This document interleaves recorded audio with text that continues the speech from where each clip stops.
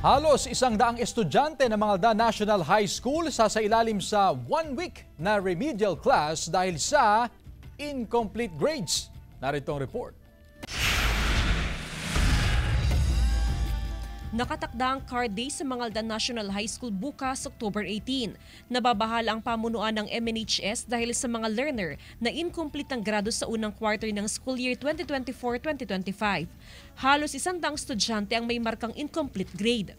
Well, una, yung sinasabi nga natin, nakahirapan ng buhay, kaya kung minsan tinatamad pumasok ang bata dahil maaring mas prefer na magtrabaho yung bata. Bilang hakbang ng paaralan, isa sa ilalim ang mga learner na may incomplete grade sa isang linggong one-on-one remedial teaching.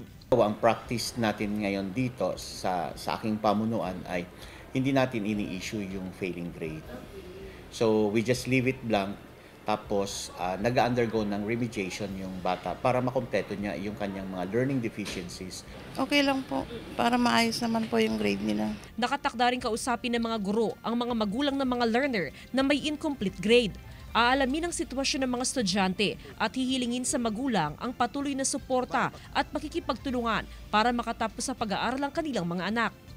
Kasama si Ron Alistair Taniedo, Jasmine Gabriel Galban, One North Central Luzon.